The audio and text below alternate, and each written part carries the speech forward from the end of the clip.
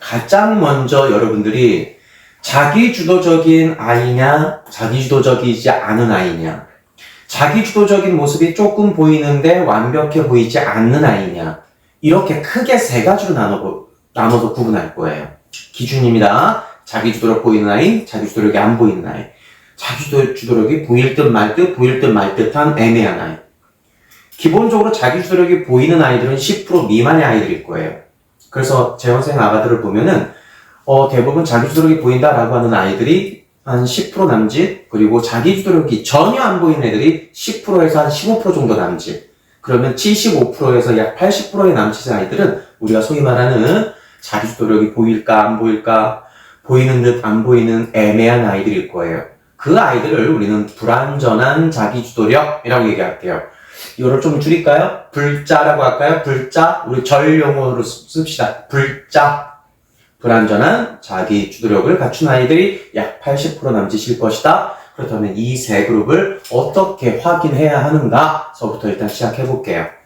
자, 자기주도력이라고 하는 것은 명칭에서, 언어에서, 어휘에서 보듯이 자기, 본인이 주도, 스스로 진두지휘하는 능력이죠. 이 진두지휘한다라고 하는 것은 일단 기본적으로 본인이 관심이 있어야 돼요. 좋아하는 거여야 돼요.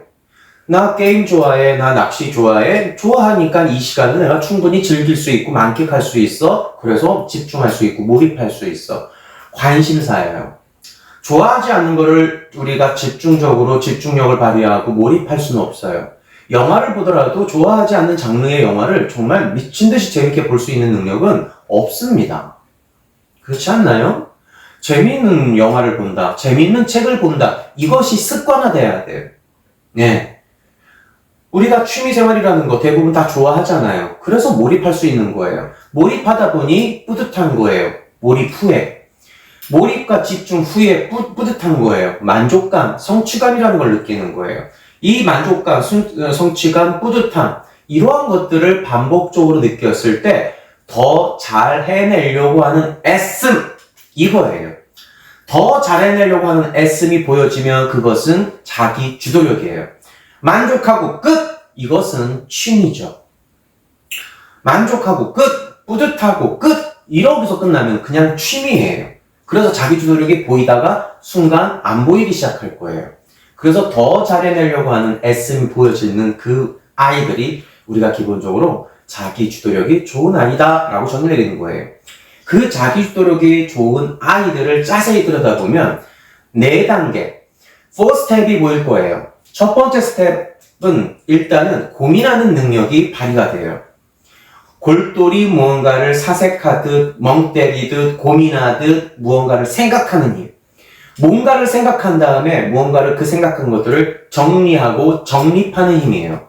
즉, 최소한의 목표, 최소한의 기준, 그것들이 마련이 될 겁니다.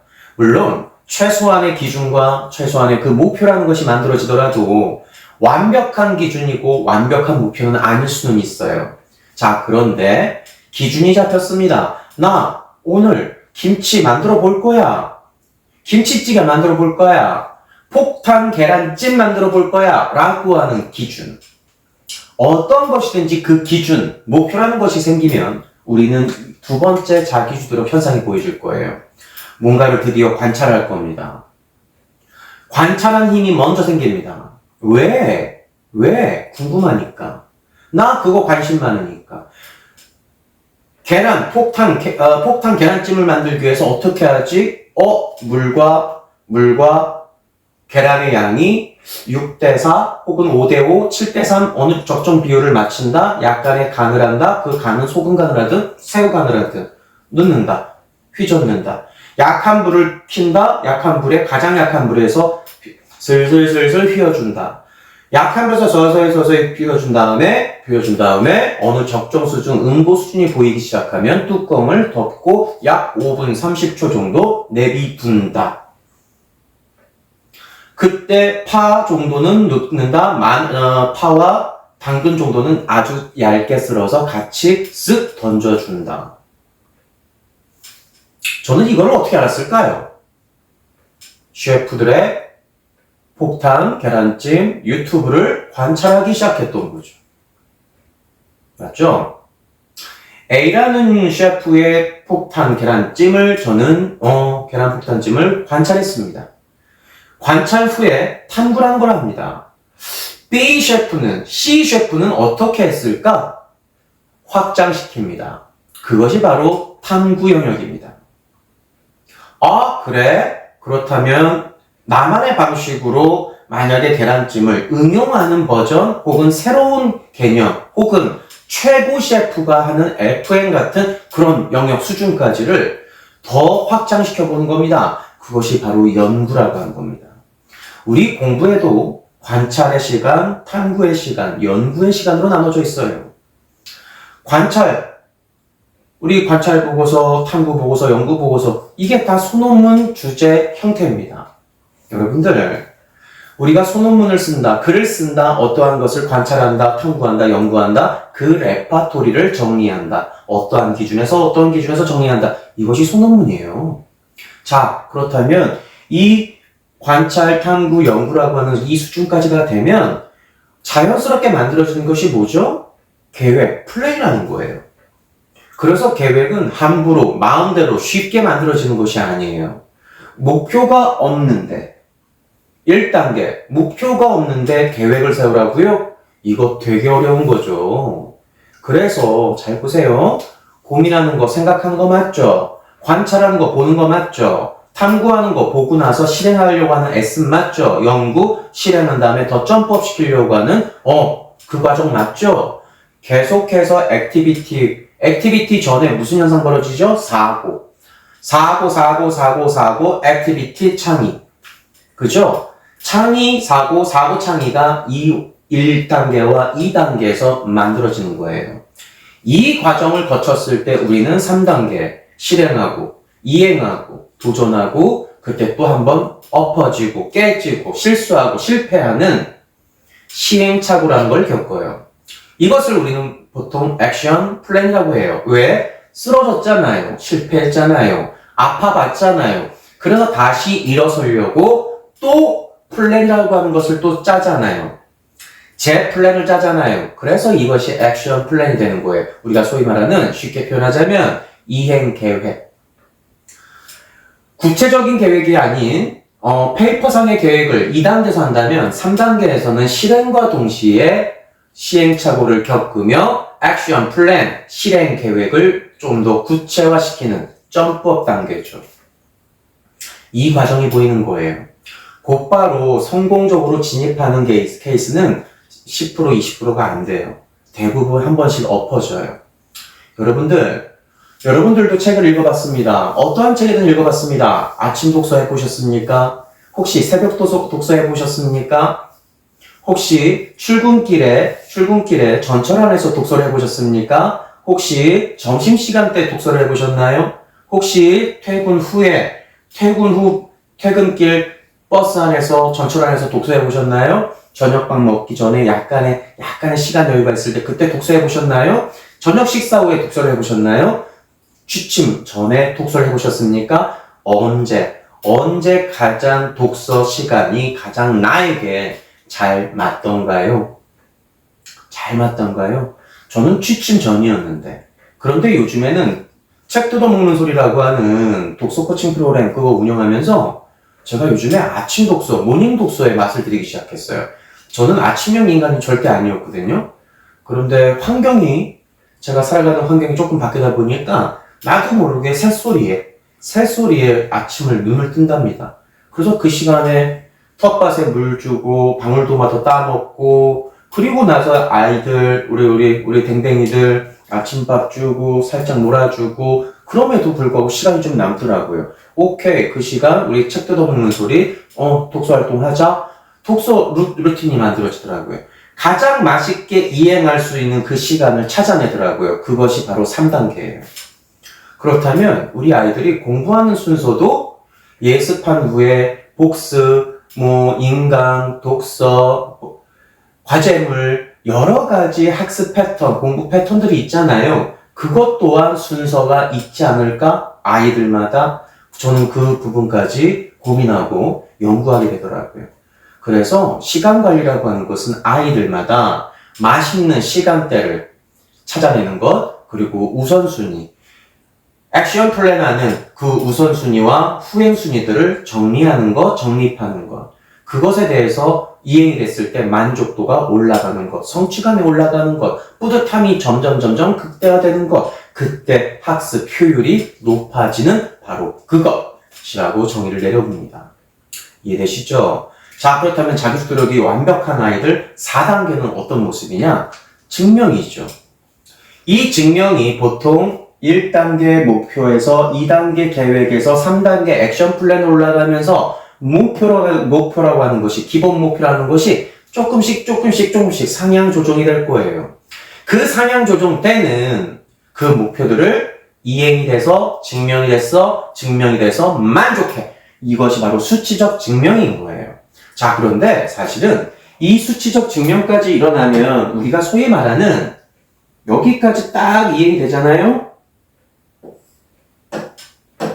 여기까지 수치적인 증명이 짠 하고 완성이 되면 우리가 소위 말하는 이거는 제 통계예요. 현장 통계. 여기까지 딱 맞아떨어지는 아이들은 우리가 소위 말하는 상위권 아이들일 가능성이 무조건 높죠. 그런데 우리는 극강의 학습 효율성을 증명해야 되잖아요. 가치적인 증명을 하자는 거예요. 이 가치적 증명이라고 하는 것은 확장 증명, 우리끼리 명칭 그렇게 정합시다. 확장 증명합시다. 내가 목표한, 우리 아이들이 목표한 그 부분까지 달성해서 만족감을 느꼈어. 그래서 그것이 수치적으로 증명이 됐어. 자기주도력 완벽한 거야. 그런데 그 수준을 한 번 더 올려보면 안 될까? 라고 하는 가치 증명, 확장 증명 시켜보면 이때 우리가 소위 말하는 블랙 라벨 정도 수준, 수학으로 따지자면 블랙 라벨 정도 수준까지가 극강으로 올라가고 영재원 수준의 수학 문제들까지 끌어올린다면 이때는 상위 1% 최고 수준 난이도까지 올라가게 되는 거예요. 여러분들, 우리가 단순하게 수학만을 가지고 저는 그 기준을 좀 알아듣기 쉽게 표현하기 위해서 수학을 기준 잡았지만 영어도 마찬가지 아니겠습니까? 국어도 마찬가지 아니겠습니까? 국어 영역에서 우리가 극강으로 올린다고 했을 때 그 극강으로 올리는 레파토리, 로드맵, 순서 어떻게 될까요? 문학 언어와 비문학 언어로 나눠져 있었잖아요.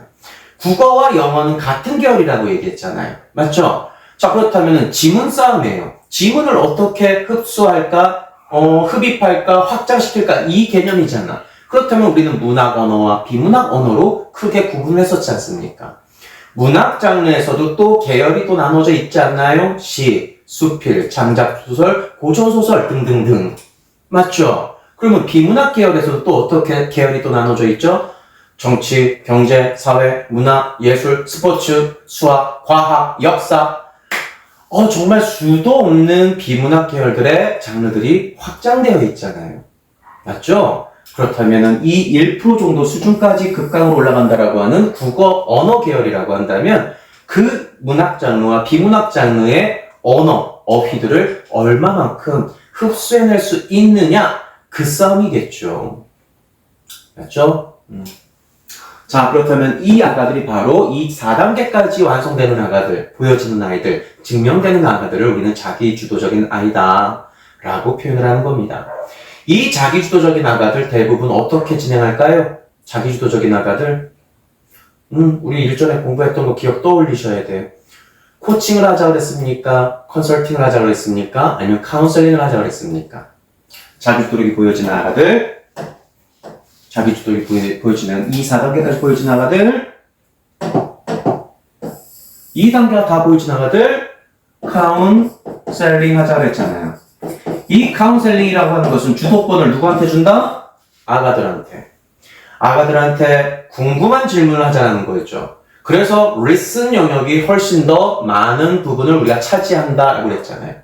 아이들이 주도하는 것을 우리는 관여를 하면 안 돼요. 관여를 하더라도 최소한의 관여. 정말 문제성이 있어 보인다라고 하는 부분에 대해서만큼만 그 부분만 살짝 이것이 카운셀링이라고 하는 코칭이라고 했잖아요. 그죠? 카운셀링, 컨설팅, 코칭 다 코칭이라고 했지만 그것을 세분화시킨다면 자, 그렇다면 이 4가지 순서 스텝이 전혀 안 보이는 애들 고민이 없어. 생각을 안 해. 그래서 목표가 없어. 목표가 없다 보니 무엇을 관찰해야 할지, 무엇을 탐구해야 될지, 무엇을 연구해야 될지, 어떤 계획을 세워야 될지를 몰라. 계획을 세우지 못하다 보니 어떤 타이밍에 무엇을 어떻게 실행해야 될지를 모르고 도전하는 그 힘도 전혀 없어. 시행착오는 더더욱 없어. 그래서 다시 액션을 플랜할 수 있는 그 기회조차 없어. 증명할 건 더더욱 없어. 이 네 가지가 모두 안 보여지는 아이들 우리는 무기력! 자기 노력의 반대말이 무엇이냐라고 묻는다면 저는 무기력이라고 얘기하는 겁니다. 무기력. 우울증만큼이나 아주 심각할 정도로 무서운 아이죠. 세상에 무기력한 아이들 우리 반에, 우리 학원에 몇 명만 있더라도 그 파급력과 엄청납니다. 엄청납니다. 무섭습니다. 힘들어 죽을 겁니다. 이 아이들한테 쏟아붓는 에너지 최소한 200%, 300% 이상의 에너지를 쏟아부어야 될 겁니다. 이 아이들한테는 어떻게 코칭하자 그랬죠? 이 아이들한테는 카운셀링은 일단 아니네. 얘네들 무기력한 아이들한테 뭔 얘기를 들을 수가 없어. 어떤 질문을 하더라도 답이 안 와. 피드백이 안 와. 그렇다면 어떻게 해야 된다 그랬죠? 이 아가들은 철저하게 컨설팅 하자라고 했잖아요. 이 컨설팅의 핵심은 뭐다? 주도자가 누구다? 누가 주도해? 쌤이. 쌤이 주도할 수밖에 없다. 쌤이 주도하자. 제가 이 무기력한 아이들 때문에 정말 많은 시행착오를 겪었었어요. 네. 진짜 카운셀링도 해보고, 코칭도 해보고, 진짜 여러 짓들을 다 해봤지만, 결국엔 컨설팅이더라고요. 일방적으로 주어질 수밖에 없어요. 그런데, 일방적으로 준다, 주어진다, 제시한다, 전달한다, 전가한다, 지침한다, 강요한다, 강제한다. 다 컨설팅이잖아요. 그런데, 문제는, 컨설팅 하는 게 맞긴 맞는데, 기간이 짧아야 돼요.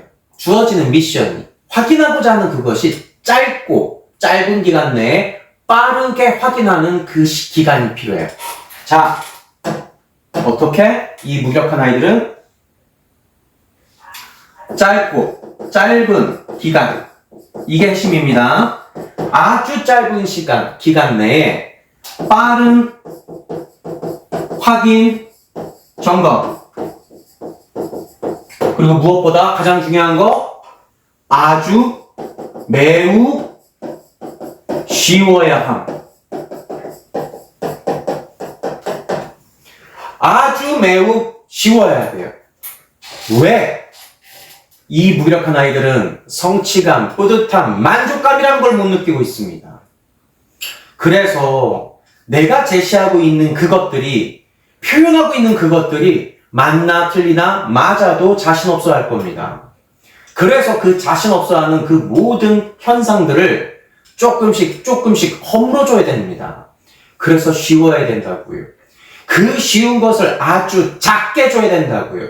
그래야 짧은 기간 내에 해결을 할 수가 있어요. 그리고 그것 또한 빠르게 확인하고 점검해주는 애정, 관심 표현을 해주셔야 돼요. 여러분들, 무기력한 대부분의 아가들은 결핍이라고 하는 것을 갖고 있을 겁니다. 대부분 이 결핍은 우리 어른들처럼 경제적 결핍이 아니에요. 정신적 결핍이 가장 강력한 원인일 겁니다.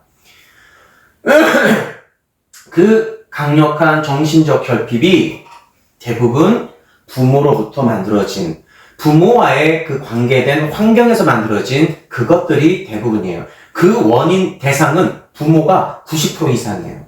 확실해요. 물론 간혹가다 친구 때문에도 있어요. 친구 때문에 혹은 선생님도 있어요. 우리 엊그저께 며칠 전에 어제였네요. 어제 부산 아가 중에 작년 12월 달에 첫 미팅했던 중3짜리 여자아이가 있었습니다. 올해 고1 되는 여자아이. 그런데 데이터를 딱 보는 순간 엄마는 급잡스, 아이는 급유비. 약간의 현대형 영역은 보이고는 있었음. 그런데 딱 이 아이의 데이터에는 뭔가 억지로 하는 듯한 고민하는 모습은 안 보였어요. 목표 없었어요. 관찰 탐구 연구 없었어요. 그러다 보니 계획이 없어요. 자, 그렇다면 1번과 2번이 대부분 엄마에 의해서 만들어진 고민과 목표와 관찰과 탐구와 연구와 계획이었어요. 그래서 이 아이는 액션만 하고 있었던 상황이에요. 액션만. 근데 증명이 제대로 되고 있었을까? 이것도 합리적인 의심이 들었었어요. 그런데 데이터상으로 봤을 때는 이 아이는 조금의 약간의 독서력과 독해력과 어휘력과 표현력 아주 조금씩 다 있더라고요. 그래서 완전 꼴통은 아니겠구나라는 인지는 하고 있었어요. 그런데 이 아이한테 보여지는 결정적인 모습은 무기력이었어요. 이 모습도 보여지지만 이 모습도 3번, 자기주력 3번도 1, 2번이 빠진 상태의 3번은 무조건 무기력이라고 전 정해드리는 거예요. 근데 이 아이가 주저주저하고 무슨 얘기할 때마다 조심조심하듯 엄마 눈치를 보고 있는 거예요. 그런데 이 아이 보자마자 솔직히 저 불안했어요. 그리고 나서 인터뷰하는 과정에서 이 엄마의 주도적인 표현력들이 아주 강력한 메시지들이 제시되고 있더라고요. 좀 센 엄마였던 거죠. 저 센 엄마들 한 번도 쫄려본 적이 없습니다. 여러분들, 현장에서 엄마들이 센 표현을 쓴다고 해서 쫄리지 마세요. 우리는 식센스 공부를 한 사람들입니다. 이 사람들을 어떻게 케어해야 될지 압니다. 잡스들한테 우리 언어 표현할 때 어떻게 표현하자 그랬죠? 선, 칭찬, 후, 지적. 어른들한테도 똑같은 상담기법 적용하는 겁니다. 와우, 어머니 자기주도력 장난 아니신데요? 어머니의 자기주도력 이 역량은 어머니 본인에게 만약에 적용이 된다면 어머님은 사업을 하셔야 될 분이고 가정주부로서 있을 분이 아니세요. 이 에너지 어쩔? 이 에너지를 애들한테 쏟아붓고 있으니 그러니 아이들이 조금은 버거워하긴 하겠는데요. 버거워하긴 하는데 이것이 만약에 행여나 혹은 이 아이가 엄마의 유형 영역에 조금이라도 없는 아이라면 그거 지금 무기력한 현상으로 비춰질 가능성이 높은데요.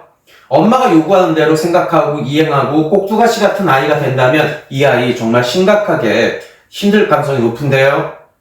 그래서 그 중3짜리 첫째 딸, 어머니, 첫째 딸하고 중1짜리 둘째 딸을 같이 데리고 왔어. 자, 첫째 딸, 어머니, 이 아가 착함하다 보니 엄마 말 잘 듣죠? 잘 듣는데요. 잘 듣는데 공부를 안 한대요. 어머니, 그렇게 자기주도력을 발휘하셨던 우리 어머님은 중고등학교 때 어떤 어린아이였습니까? 엄마한테 지적받고 혼나고 강제적으로 플랜 통보받으면 엄마는 어떻게 표현하셨습니까? 엄마 지금 같은 모습이셨나요? 지금 같은 모습이었대. 그러면 엄마는 그런 상황이라면 어떻게 하셨을까요? 저는 엄마 꺾어놨대요. 만약에 이 아이가 엄마 의견을 무시하고 혹은 엄마 의견에 반대되는 행위를 했을 때 엄마는 어떤 반응을 일으키던가요? 화내고 있던데요. 엄마는 지금 그걸 알고 계시네요. 알고 있대요. 만약에 이 모습이, 이 상태가, 이 현상이 2년 이상 유지됐던 상황이라면 지금 첫째 딸 이 녀석은 조만간 폭발할지도 모를 것 같네요.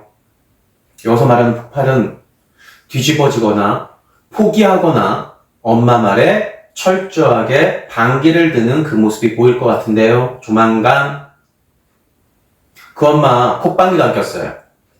그래서 두 번째 만남, 세 번째 만남, 네 번째 만남까지 내내 저한테 정말 많이 심하게 혼났어요. 그래서 네 번째 때 만남 때는 제가 오죽했으면 이런 표현까지 했어요. 어머니 마음대로 하실 거면 왜 비싼 돈 내고 귀한 시간 내서 저를 만나냐고. 엄마 마음대로 하지 그랬어요. 자기 말 잘 안 듣는 것 같아서 이제는 그래서 누군가의 도움이 필요해서 왔다는 거야. 그러면 이 자리에 온 이유는 그 비싼 돈 내고 귀한 시간 써가면서 신동화라는 사람을 조종하려고 저라는 사람을 조종하려고 이 자리에 오셨냐고. 그건 아니라는 거야. 그러면 어머니 제 말을 믿어야죠. 제가 요구하는, 제가 제시하는, 제가 소통하는 방식, 이 로드맵을 철저하게 인정하셔야죠. 왜 인정 안 하면서 왜 엄마 의견대로, 엄마 뜻대로 하려고 하시냐고. 난 그럴 것 같으면 아이는 만나더라도 엄마는 볼 마음이 없다고. 어머니 여기 오실 때 애들 데려다주고 차 안에서 대기하고 계세요.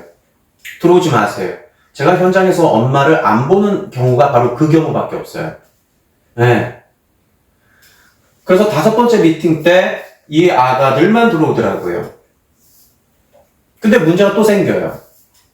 아가들만 보내서 이 소통하고 뭔가 미션을 으쌰 했는데 뒤돌아서서 귀가한 후에 이 엄마는 또 엄마 플랜대로 아이들한테 또 푸시를 하고 있는 거예요. 그러면 현장에서 만나서 저랑 협의했던 내용들이 또 1순위가 아닌 2순위, 3순위로 밀려버리는 거예요. 그래서 제가 전화 통화를 제가 직접적으로 또 했어요. 제가 했어요. 6번째 만나기 전에 제가 이 얘기는 다시 한번 하겠다고. 절대로 어머니께서는 당분간 저를 만나는 이 기간 동안은 관여하지 마시라고. 관여하는 것을 내가 느껴진다면 저는 애들 안 만난다고.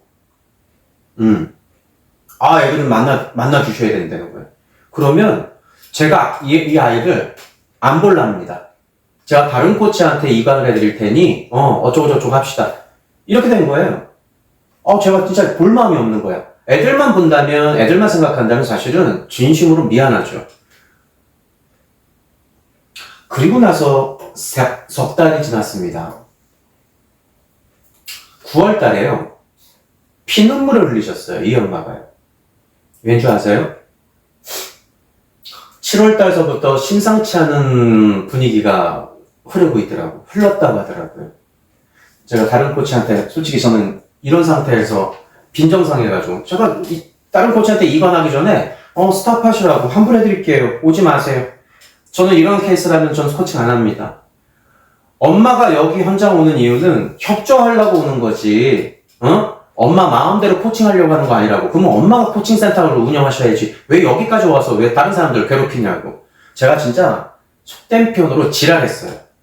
오지 마시라고. 환불해 줄 테니까 그만하자고. 그랬더니 아니 코칭들하고 뭐 어쩌고저쩌고 해야 된대. 왜? 둘째 딸이 성적이 수준급이었던 아이가 한 6개월 만나고 나서 솔직히 점법이 확 돼버린 거야. 그래서 영재성이 터진 거예요. 그런 애들이 간혹가다 있답니다. 거기에서 이 엄마는 또 손을 놓을 수가 없는 거야. 그런데 문제는 첫째 딸이 드디어 고1이 되면서 드디어 올해 9월 달인가 자퇴를 합니다. 그래서 8월 달서부터 자퇴 얘기를 하더라고요. 저만 찬성했어요. 저만. 다른 주변에 있는 사람들 모두가 다 반대했었나 봐요. 근데 저만 찬성했어요. 잘했다. 이 아이 보자마자 저는 솔직히 예술적 감수성 영역 보였고 현대형 영역에 관계지향적이고 누군가에게 뭔가를 자기 능력을 조금은 보여주고 싶어하는 자신감은 보였거든요. 그래서 보통 이런 아이들이 예술적 재능을 보통 대중예술 쪽으로 확장시킬 가능성 하나. 또 하나는 보통 현대형 아가가 유비형 영역으로 확장되든 유비형 아가가 현대형 영역으로 확장되려고 하는 그 꿈틀거림을 보면 이것은 대중성이잖아요. 소위 말하는 언어, 소통, 공감 영역이잖아. 그래서 이 아가한테 야, 너 혹시 춤추는 거 안 재밌어 하니? 너 혹시 영화나 연극 같은 거 안 좋아하니? 뮤지컬 같은 거 안 좋아하니? 선생님이 보기에 너 연기해도 제법 잘 어울릴 것 같은데? 누군가 앞에서 드러내놓고 뭔가 하는 거, 너의 표현을 하는 거, 나 이거 나쁘지 않은 것 같은데? 근데 그것이 무용일 수도 있고, 혹은 댄스일 수도 있고, 혹은 연기일 수도 있을 것 같아. 이때 이 아이가 눈물샘이 터지더라고요. 초등학교 때서부터 자기는 연기를 하고 싶었는데, 엄마의 제재, 강압으로 인해서 개묵살 당했던 상황. 그런 와중에 그때서야 오픈한 거예요. 일 터지고 나서. 그리고 나서 초등학교 5학년 때서부터 중학교 3학년까지 내내 왕따의 아픔. 근데 엄마는요, 이 아이가 왕따가 있었는지도 몰랐던 엄마예요. 정말 별로죠. 고1 되는 올해에 1학기 내내 학교에서 그 불안감 때문에 점심밥 한 번을 교실에서 식당에서 먹어본 적이 없는 아이. 점심시간 때만 되면은 교실 정문 밖 나가서 식당 가서 밥 먹고 조용히 들어오던 아이. 학교 가고 싶었겠어요? 학교 가고 싶어 했겠습니까? 이 아이 성적이 어느 정도 수준인지도 엄마는 모르는 그 엄마. 자퇴서 끊어내고 그리고 나서 1학기 생활기록부를 보니 와 평균 2점 중반대 나와 있는 아이였어요. 그러니까 학교 선생님들도 안타까워하죠. 근데 저는 그거 100% 찬성했어요. 성적 저도 몰랐어요. 못 봤으니까. 그런데 그 아이가 7월달, 8월달에 자퇴서를 내면서 정말 연기학원을 다니기 시작하면서 자기 표현을 하는 그 행위들을 하면서 포텐이 터지더래요. 스스로가 그걸 느꼈대요. 희열이라는 걸 느꼈대요. 그래서 지금 어느덧 11월 달이잖아요. 자퇴한 지 벌써 한 2, 3개월 정도 됐는데 와 지금 완전 멋있어요. 지금 그 엄마 어떤 현상인 줄 아십니까? 그 엄마 옛날 얘기 꺼내요. 옛날 얘기. 저를 처음 만났을 때, 두 번째 만났을 때, 세 번째, 네 번째, 다섯 번째 때까지 저한테 욕 얻어 처먹었던 그 메시지를 떠올리면서 표현을 하고 계세요. 그때 소장님 그 얘기가 진심이었던 거를 이제야 느낀다고. 지금 계속 울어요. 현장 코칭하러 오잖아요. 엄마는 옆에서 지리를 짜요. 예. 아이는 표정이 당당해지기 시작했는데 엄마는 지금 회한, 미안, 괴로움, 고통 그 과정을 지금 겪고 있어요. 어른들의 그 실수 하나가 우리 아이들을 얼마나 무기력하게 만들었는지를 지금에서야 조금은 늦었지만 더 늦지 않은 이 시기에 이 무기력을 탈피할 수 있었던 정말 요즘 최신 버전의 스토리예요. 저 그 아이 볼 때마다 정말 짠해요. 아니요, 기특해요. 짠했지만 이제는 기특해요. 그래서 지금 검정고시 준비하고 그리고 수능 준비하고자 하는 그 열렬한 자기주도력을 보이고 있더라고요. 그래서 고민하고 있어요. 그래서 자기가 어느 정도 수준의 대학에 연기과를 갈 건지를 고민하고 있고 그 목표를 지금 이제 조금은 늦었지만 저는 그 아이한테 늦지 않았다고 얘기해주고 있어요. 이 정도 수준의 목표 한번 설정해보자. 합당한 수준을 맞추기 위해서 정말 많은 근거들을 마련하고 있어요. 그래서 어떠한 관찰을 해야 되고 어떠한 탐구를 해야 되고 어떠한 과정을 거쳐야 될지 그리고 이제 독학하는 이 과정에서 너는 시간 쓰임을 어떻게 플래너할지 그 계획에 대해서 이행하는 과정들을 하나하나 들여보고 있고 그리고 계속해서 끊임없이 이제 테스트하고 이제 그것은 그 검정고시 학원의 미션이고 그리고 각 그 EBS나 메가스터디나 각종 대성학원이나 각 학원에서 이제 모의고사 대비하는 어쩌고저쩌고 하는 수치적인 증명하고자 하는 액션과 증명의 과정은 또 그들의 몫이겠죠. 제 역할은 그 아이한테 잘하고 있나? 잘하고 있네? 완전 잘하고 있구나? 멋지다. 이제는 저는 응원자의 역할밖에 안 하는 거예요. 여러분들, 무기력한 아이들 사람 만드는 거 아까 얘기했죠? 200% 이상이요? 저 솔직히 300% 이상인 것 같아요. 왜? 무기력한 아이만 보면 200% 정도 에너지 쏟아보면 되긴 돼요. 그런데 관여자인 그 부모 때문에 100% 이상의 에너지가 더 쏟아버려요. 확실합니다. 예. 안타깝죠. 자, 그렇다면 이 불완전한 불자들은 왜 나타나는 거지? 우리 보통 아가들의 80%에 해당하는 그 아가들 계획, 고민하고 목표는 세우는데 왜 계획이 안 나오고 관찰, 탐구, 연구가 안 나오지? 안 보여지지? 왜 그럴까요? 목표는 세운 것 같은데 왜 관찰, 탐구, 연구, 계획이라는 영역이 안 보여질까? 왜 섬세함이 안 보일까? 왜 디테일한 것이 안 보일까? 지 목표가 아닐 수도 있죠. 본인이 만든 목표가 아닐 수도 있죠. 네, 흔들린 거죠. 혹은 너무 목표가 불완전한 거야. 혹은 흐릿한 거야. 막연한 거야. 그때 구체적인 관찰과 탐구와 연구, 계획이라는 것이 그래서 안 나오는 경우도 있어요. 자, 그렇다면 그때는 목표를 리터치하는 코칭을 해주면 되겠죠. 자, 불완전한 자기주도를 갖고 있는 애기들 1단계, 2단계까지는 보여지는데 3단계 액션이 안 나온 애들이 있네. 액션이 우리가 현장에서 가장 힘든 불자들 중에 가장 힘든 아이들이 이 아이들이에요. 1단계와 2단계는 있어.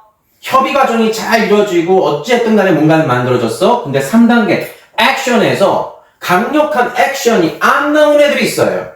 이 아가들은 왜 그럴까요? 1단계 목표 나쁘지 않아. 관찰, 탐구, 연구, 계획까지 2단계, 이 두 번째 단계까지 괜찮아. 그런데 왜 3단계 실행과 도전에서 왜 이렇게 브레이크가 걸리지? 저 이 아가들 때문에 또 요즘 가장 많이 힘들어요. 이 아가들 때문에 또 연구 대상이긴 해요. 대부분 이런 아가들이 말귀는 알아듣는 거야. 말귀는 알아듣는데 그것을 해석하고 순간 받아들여. 이거 어휘 총량 있죠? 우리 어휘 총량. 어휘 총량이 어정쩡하게 잡혀있는 아이들이 대부분 이 현상이 보여져요. 말귀는 알아듣는 척하지만 곧바로 빠른 시일 내에 액션이 안 나오는 아이들, 자신감이 떨어진 거예요. 자신감이 떨어지다 보니까 무슨 현상 벌어져? 실수, 실패가 잦았던 거야. 그래서 트라우마. 즉 계속해서 부정적인 마인드, 이것이 정립이 되어 있는 거예요. 그러니까 트라우마가 잡힌 거지. 그래서 과감하지 못한 거야. 과감하지 못하니까 또 무슨 현상 벌어져? 시간 밸런스가 뒤쭉, 박죽인 아이들이 그래서 많이 나타나더라고요. 이 녀석 대답 잘하고, 서로 논의, 협의 잘하고, 말귀도 좀 알아들어서 티키타카 되는데 액션이 안 나와. 이거 어휘 총량이 부족해서 오는 그 근본적인 이유인 거예요. 알아는 듣는데 적용하고, 응용하고, 확장하는데 자신감이 없는 거예요. 그 자신감이 없기 때문에 생기는 불편함이더라고. 그럴 때는 어떻게 해야 돼? 난이도를 팍! 낮춰야 돼. 아까 우리 무기력한 애들한테 무슨 현상 벌어졌어요? 짧은 시간 내에 쉽게, 빠르게 점검해주고 확인해주는 그 미션이었잖아요. 맞죠? 아주 간단한 걸로, 작은 걸로. 얘네들도 마찬가지야. 불자 아이들이 1단계, 2단계, 말귀는 알아듣는 것 같은데 액션에서 극강의 효과와 효율이 안 보이는 아이들은 잦은 실수 때문에 오는, 실패감 때문에 오는 그 익숙함이에요. 부정적 익숙함. 그 부정적 익숙함이 강한 꿈틀거림으로 이끌어내지 못하는 그런 현상, 그때 또 무겁고 힘들고 오래 걸리는 미션이 주어졌을 때 순간 멈추는 현상이더라고요. 그래서 무기력한 애들하고 동일하게 요 3단계에서 멈춘 아이들은 가장 쉽게, 무기력한 아이들처럼 쉽게, 간단하게, 빠르게 피드백해주는 그러한 터치를 해줘야 돼요. 그래서 무기력한 아이들 정말 손 많이 가죠. 손 진짜 많이 가죠. 근데 이 무기력하지 않지만 불자들 또한 무기력한 아이들만큼 손은 많이 간답니다. 그래서 우리 학원에서 과제물 내주는 거 저 인정합니다. 그런데 우리 일전에 이 얘기도 혹시 하지 않았나요? 자기주도력이 완벽하게 잡혀있는 아이들한테는 과제물을 많이, 과하게 준다, 안 준다. 왜? 자기 공부할 수 있는, 자기 주도력을 발휘할 수 있는 시간을 충분히 갖춰져 있는데 학원 와서는 레벨업 시키고 내 실력 확인하러 온 건데 과제물이 많아버리면 그거 반복하는 역할밖에 못해요. 그래서 저는 이 자기주도력 발휘하는 상위권에 있는 아이들은 과제물은 최소화로 주는 것이 맞다. 자, 그렇다면 이 불자들한테는 과제물은 필수적으로 줘야 된다. 그렇다면 이 필수적으로 줄 수 있는 수준, 난이도가 선행적 개념보다는 선행이 아닌 현행. 오늘 배운 거 오늘 확인시키는 그런 기능을 보여야 된다. 물론 이 불자들 중에서도 학습 수준이 상, 중, 하로 나눠져 있다면 상급인 아이들은 과제물을 조금은 넉넉하게 줘도 되는 것이 저는 미션. 그런데 이 불자들 중에 중급 정도 수준, 하급 정도 수준이라고 한다면 이 아가들한테는 과제물 양이 많으면 안 된다. 무기력한 아이들과 유사한 정도 수준의 양이어야 된다. 그리고 현장에서 즉각 피드백해준다. 점검 확인해주고 피드백해준다. 오케이? 자, 그렇다면 이때 남아서 수업하고 남아서 무언가를 액티비티하고 사인 꽝꽝꽝 받고 집에 갔을 때 이때 이 아가들은 정말 기가 막힌 만족감, 뿌듯함, 성취감이라고 하는 것을 느낄 가능성이 높다. 이때 이 정도의 꿈틀거림이 보일 때 플러스 알파 약간의 예습형 과제를 준다. 예습형 과제를 준다. 이거 이해되셨나요? 예습형 과제. 아주 약간, 아주 조금. 그 다음 수업 때 참고할 수 있는 조금. 근데 그것이 예습이라고 하는 기준이다. 그 예습, 선행이라고 해야 되나요? 저는 선행보다는 예습이라는 단어가 맞는 것 같아요. 예습이라는 것 정도, 한 번 정도 훑어보고 오기, 한 번 정도 표현할 수 있는 정도 수준까지 끌어올려 보기라고 하는 개념, 다지는 그 정도 수준까지만, 예습 조금만 주기. 이래버리면 집에 가서는 과제물 하는 시간이 아니라 예습하는 시간으로 업데이트가 되죠. 지금 우리 이 불자들 대부분이 예습 시간이 있다 없다? 없다. 문제는 그거다. 그래서 과제물 때문에 생기는 문제들이 심각하다. 질질질질 거리는 시간이 너무 많다. 문제를 해결하려고 하는 애씀이 보이는 듯 말 듯 질질질질 거리는 시간이 많다. 그래서 엄마하고의 충돌은 어디서 생긴다? 질질질질 거리는 것 때문에 충돌이 심하게 난다. 혹은 과제물을 질질질질 거리는 것도 귀찮고 힘들고 버거웠기 때문에 밀어버린다. 그러니까 또 엄마와 또 충돌난다. 이렇게 되는 거예요. 어머니, 우리 선생님들, 우리 코치님들, 이 기준, 자기주도를 갖고 있는 아이와 불자인 아들과 무기력한 아이들을 어떻게 학원에서 케어해야 될지. 자, 그러면은 불자들, 중급에서 중하위급 아이들과 무기력한 아이들, 요 그룹은 사실은 여러분들의 에너지가 최소한 150%에서 200% 정도는 에너지가 손실이 될 겁니다. 저는 이 아가들을 위한 프로그램을 이 피드백 해주는, 이 수업 후 피드백 해주는 이 시간조차를 하나의 수업 모형으로 넣어버린다면 수업 시간이 늘어나잖아요. 맞죠? 그러면 여러분들, 이 아가들 표적층이 소위 말하는 학원의 캐시카우 영역, 역할 해주는 그 그룹이 될 겁니다. 왜 이 아이들과 자기주도력이 좋은 아이들과 약간 불자이긴 하지만 학습 수준이 높은 아이들과 왜 같은 비용을 받죠? 시간 쓰임이 다르고 에너지 쓰임이 다른데 이렇게 기준점을 구분한다면 여러분들 수익 구조, 학원 운영 구조, 경영 구조 최적화되는 하나의 기반이 되지 않을까 싶어요. 여러분들 싼 거 우리 사지 않습니다. 싸지만 좋은 걸 사는 거고 싸지 않아도 좋은 걸 사는 겁니다. 이게 소비자의 욕구입니다. 가성비 좋은 거요? 이거 옛날 얘기죠. 이제는 가심비였죠. 한때는 가심비. 아니에요. 저는 가심비도 아닌 것 같아요. VIP인 것 같아요. VIP. 제값 내고 제 대우받은 거. 우리 아이 이 정도 비용에 이 정도 대우를 받고 이 정도 가치를 적용하고 그랬을 때 소비자들은 충분히 만족합니다. 싸다고 해서 세상이 우리 학원을 선호한다? 요즘 세상은 안 그래요. 10 몇 년 전까지만 하더라도 그러한 세상이었었어요. 박리담회가 제법 괜찮은 경영구조였던 시대도 있었습니다. 근데 지금은 절대로 아닙니다. 수준 끌어올리십시오. 고객들의 수준을 끌어올리는 게 맞습니다. 사실은 우리가 학원을 할 때도 이 무기력한 아이들이 많으면 많을수록 학원 이미지는 사실 안 좋아져요. 이 아이들을 안 받는 게 맞긴 맞아요. 프리미엄 수준의 학원을 만들겠다? 그러면 선별해서 받는 게 맞는 거고요. 아니야, 나 교육자야, 진심 어린 교육자야, 진정한 교육자야 라고 한다면 이 아이들 사람 만들 거야 라고 한다면 이 아이들 받아서 운영하세요. 그래서 이 아이들 사람 만드는 학원 만드세요. 그러면 중장기적으로 정말 최고의 학원이 될 겁니다. 정말 진심으로 최고의 학원 될 겁니다. 그 컨셉은 여러분들이 결정하십시오. 자, 무기력한 아이들의 특징이요. 목표가 없잖아요. 자기주도력 1단계. 목표가 없거나 혹은 상실이 됐거나 또는 강압적인 이행 환경. 아까 그 센 엄마들. 무식하지만 신념을 갖고 있는 엄마들. 죄송합니다. 이런 표현에서. 근데 정말 진심이에요. 무식한데 신념을 갖고 있는 엄마들이 가장 저한테는 코칭하라는 우리로서는 최대의 적이에요.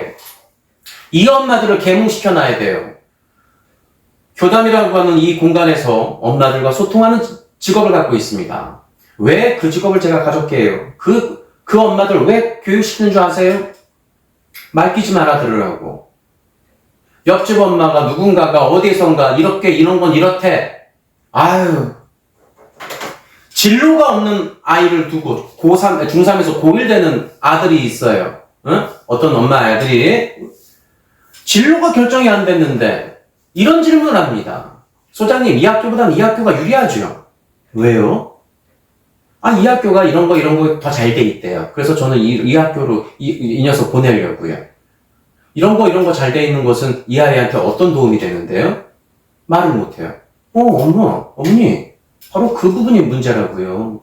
그것은 학교가 좋은 장점 영역을 갖고 있는 부분인 것이지, 그 장점 영역이 이 아이한테 장점이 된다라고 하는 보장이 없다고요.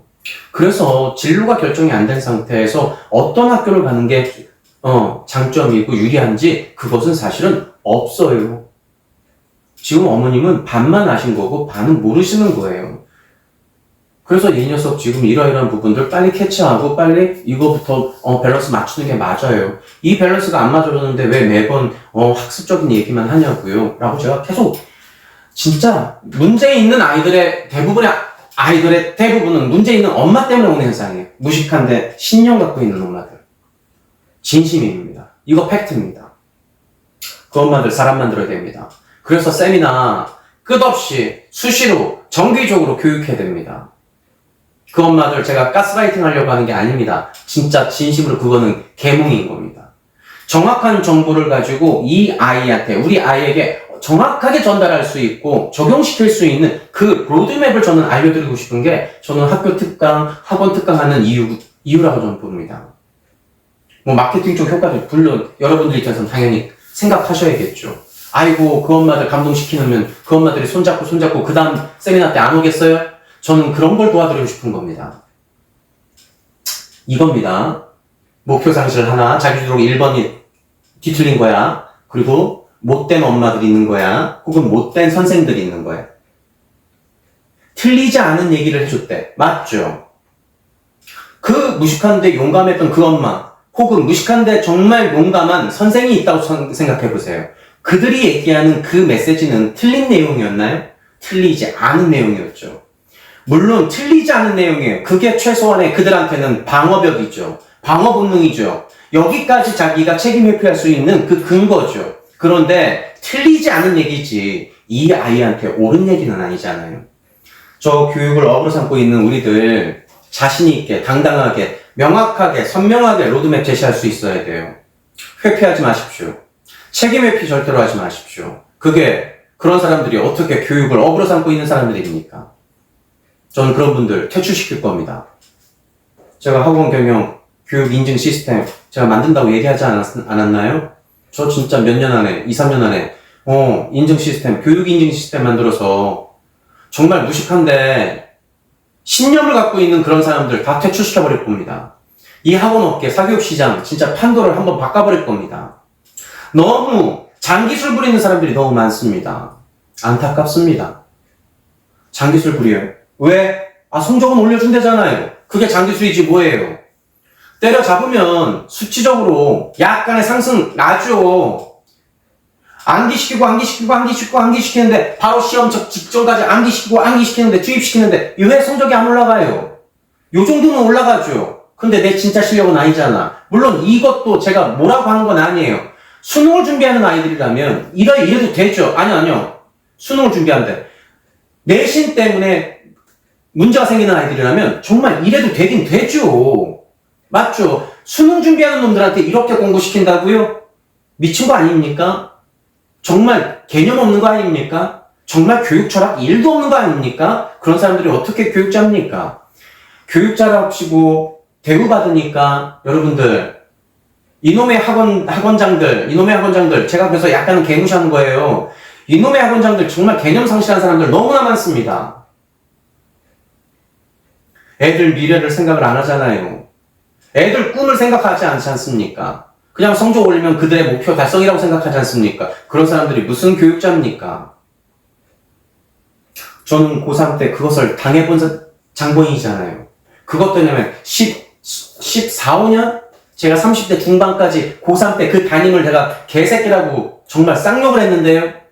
그 새끼라고 얘기했는데요. 누가 책임질 건데요?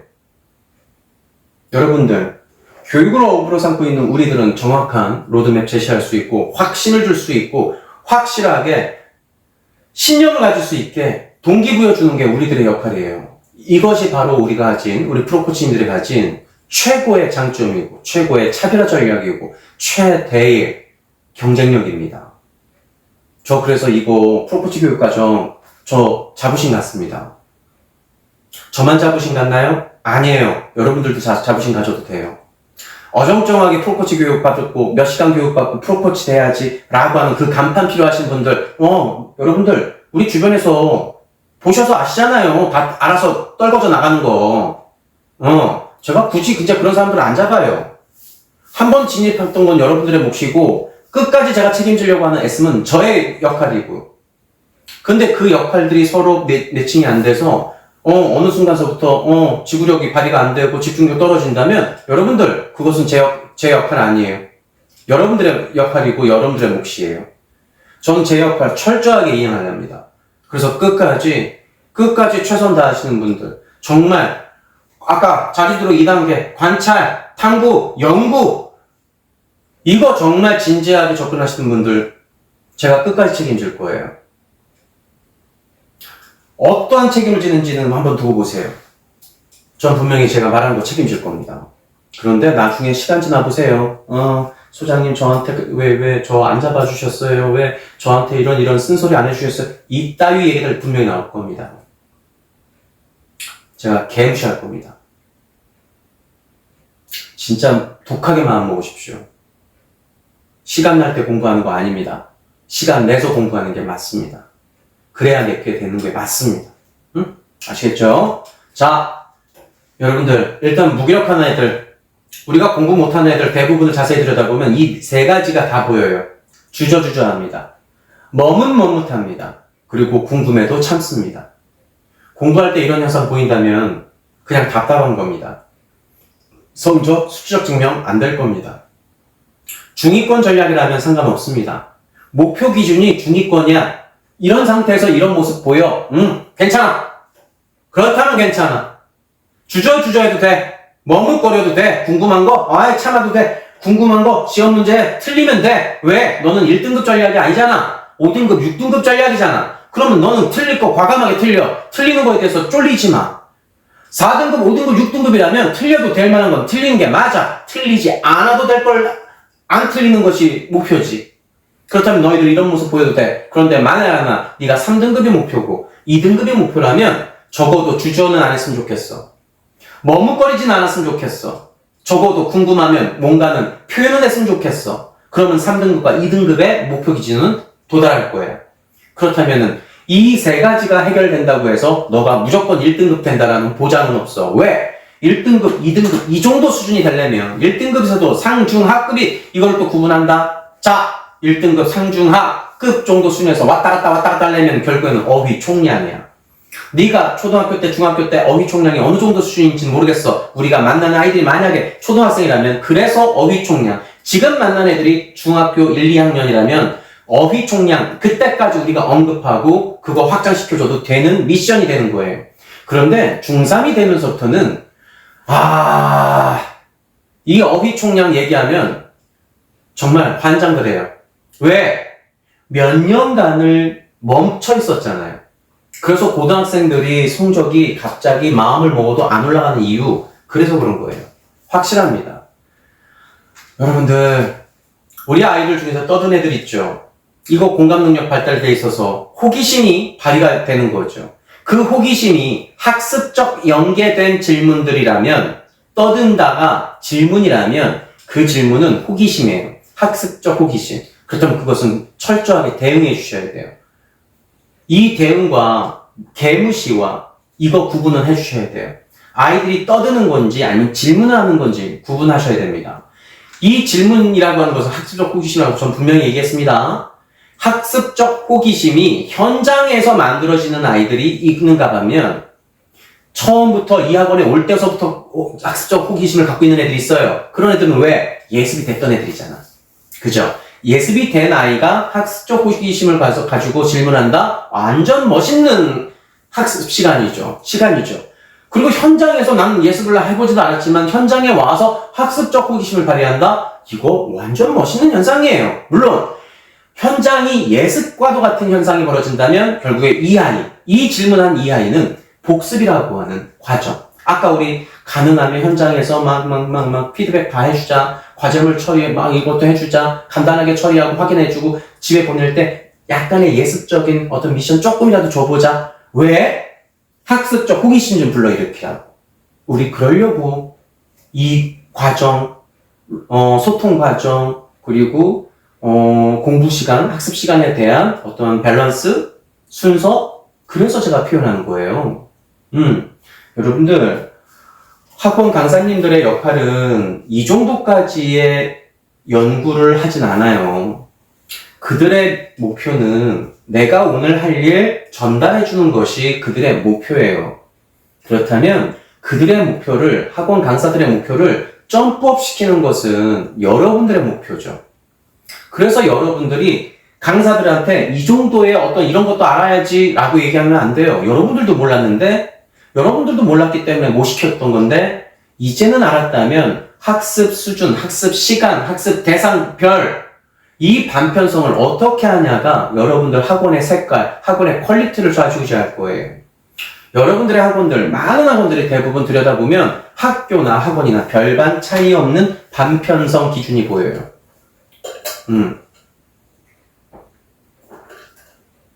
저는 반편성을 보면서 제가 조금은 좀 의아해요. 왜 저렇게 하지?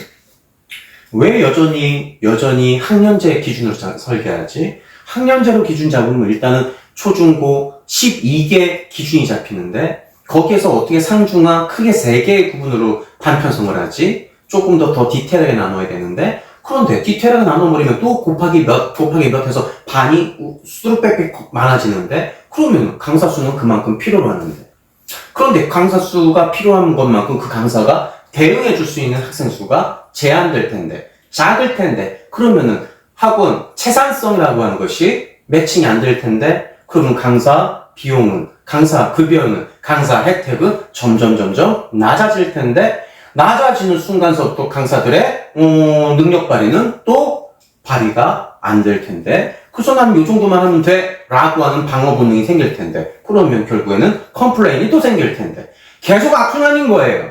여러분들 앞으로의 학원은 학년제 개념이 아닌 무학년제 개념으로 접근하십시오. 무학년제 고1이지만 초6과도 같은 수준이라면 초6과 같은 반편성을 해버리세요. 괜찮습니다. 자존심 상한다고요? 자존심 상하는 것보다 그 녀석 자체가 무식한 게 더 문제죠. 이 무식함을 떨쳐버리게끔 해주려고 하는 것이 우리의 애씀이잖아요. 수준별로 맞춰버리십시오. 무학년제 개념에 수준별 반편성을 하십시오. 그것이 정답입니다. 그러면 좀 더 심플해집니다. 좀 더 반편성이 심플해져요. 복잡 다양해지지 않고 오히려 반편성은 적어지고 확실하게 그룹핑이 돼요. 그 그룹핑을 지으려고 했던 기준점이 저는 유형 적성 영역에서 일단 1차적으로 그 유형 적성 기준으로 왼쪽 유형이냐 오른쪽 유형이냐 위쪽 유형이냐 아래쪽 유형이냐 같은 유형의 아이들끼리 반편성 거기에서 학습 수준으로 상중하급 정도 수준으로만 나눠줘도 사실은 심플하게 다 나눠질 수 있어요. 참고 바랍니다. 오늘 이렇게 댓글이 없죠? 제가 지금 목소리 전달이 안 되고 있나요? 초집중하고 계셔서 그런가?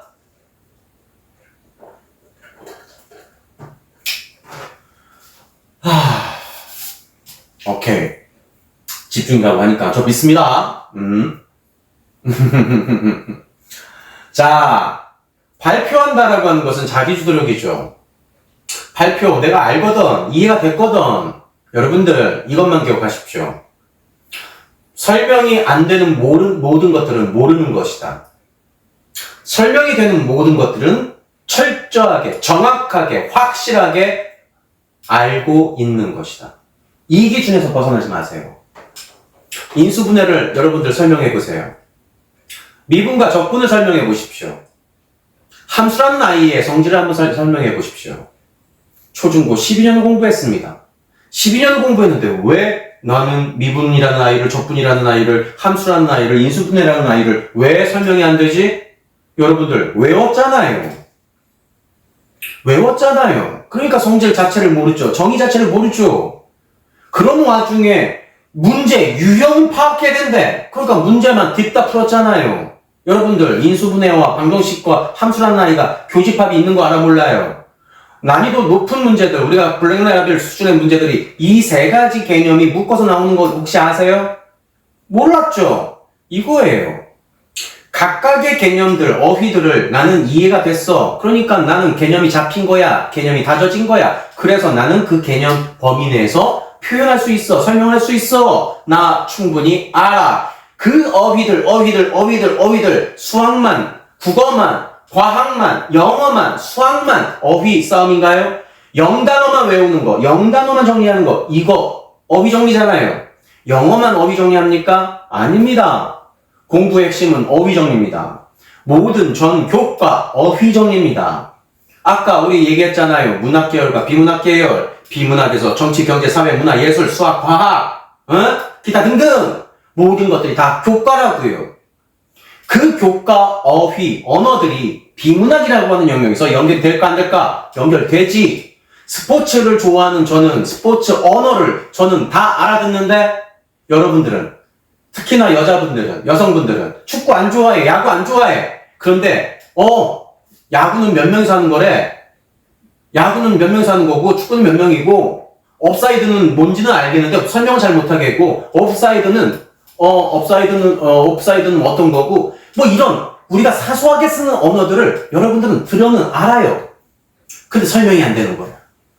모르는 거죠.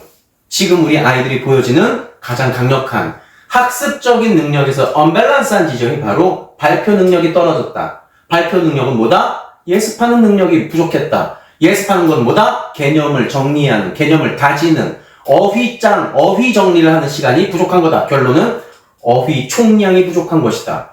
어휘 총량이 부족한 세상의 모든 아이들은 알고 있고 이해하고 있는 것이 적다. 그래서 발표할 수 있는 것이 기회가 점점 줄어든다.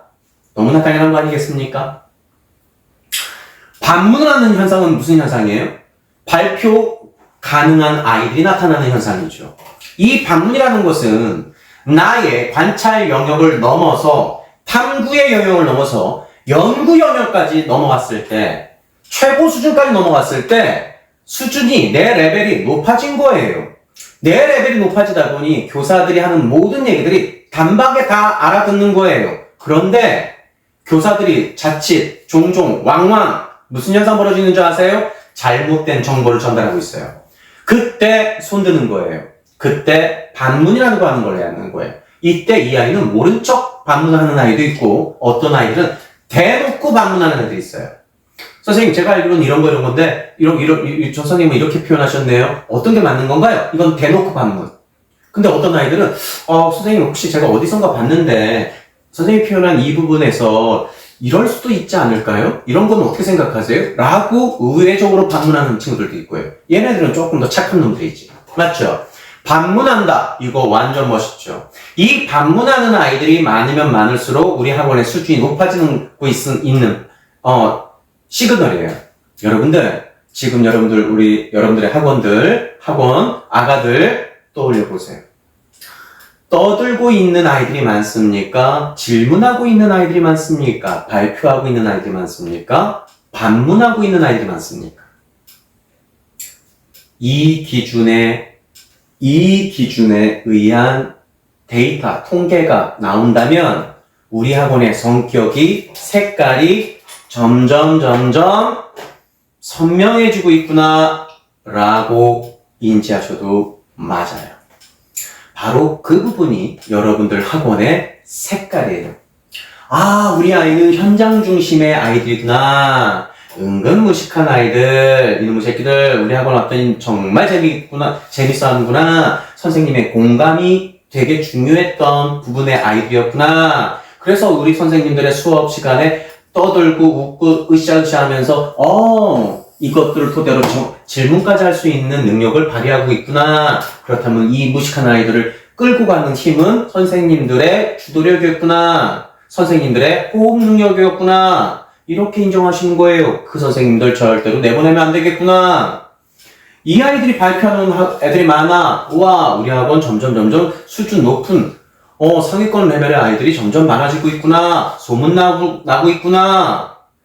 학원 수준이 높아지면 소문은 금방 나요. 알잖아요. 중위권 애들을 중상위권, 상위권으로 끌어올리는 요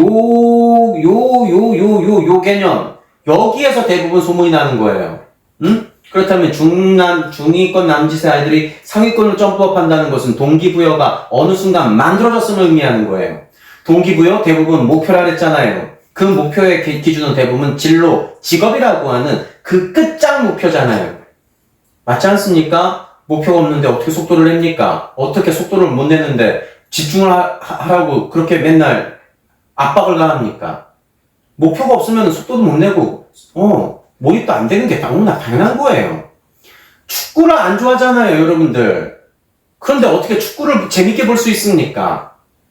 안 그런가요? 저 방송사에서 저 누가 안정환이가 박지성이가 해설해주는 저 언어들을 못 알아듣고 있는데 어떻게 재밌습니까? 맞죠? 이런 겁니다. 그래서 우리 아이들이 발표하는 횟수가 많아진다? 이 녀석 정말 장난 아니게 똑똑해지고 있는 거예요. 학원 수준은 사실은 발표하는 기준이 아이들이 많아지면 많을수록 우리 학원 색깔 분명해지고 선명해집니다. 반문까지 한다고요? 이거는 영재반이죠. 이 정도 수준까지 올라온다면 이런 현상이 벌어진다고 한다면 영재반 만들어야 돼요. 자, 여러분들 잘 보세요. 여기서 하나만 포인트.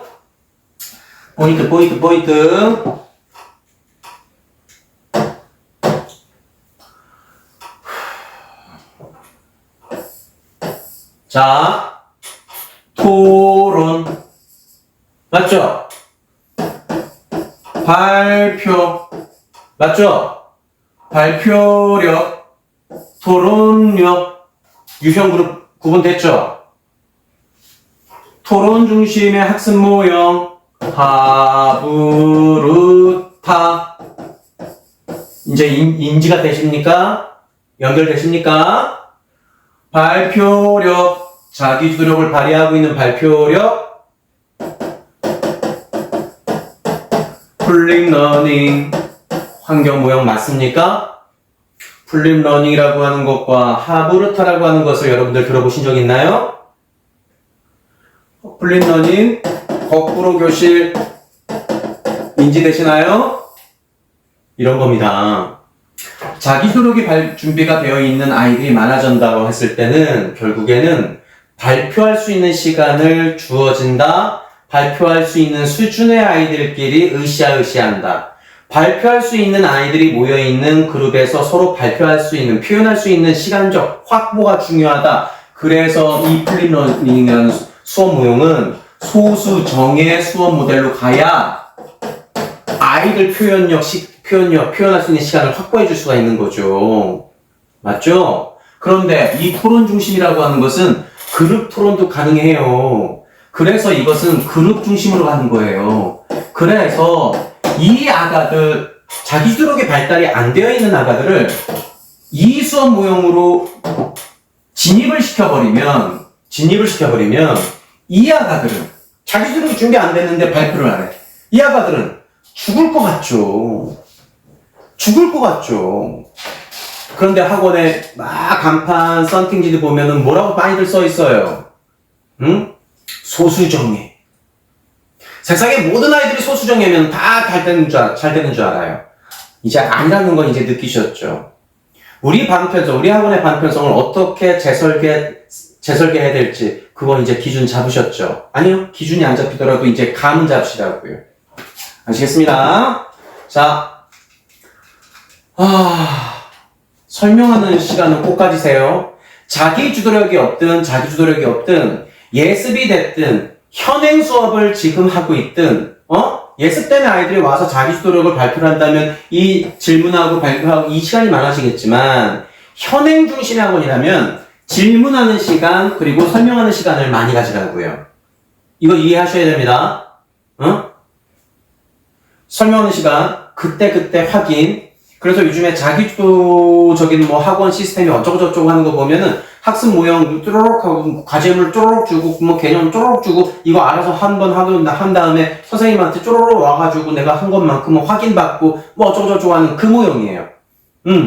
결국에는 아이들이 정확하게 이해했나를 확인하는 그 구조거든요. 그 확인하는 구조가 대부분 설명하게끔 하는 구조.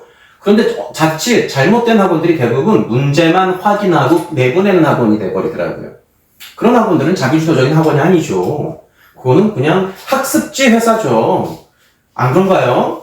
학원의 역할이 그렇게 가볍게 가버리면은 굳이 학원을 왜 옵니까? 학습지 버리고 말죠.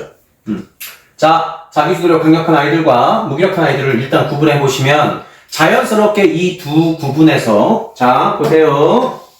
10%, 15% 남짓의 아이들, 자기주도력 강력한 아이들 10%, 무기력한 아이들 대부분 10%에서 15% 남짓의 아이들이 있다면 이 아이들만 먼저 구분하게 되면 나머지 75에서 80%의 아이들은 어떤 아이들이야?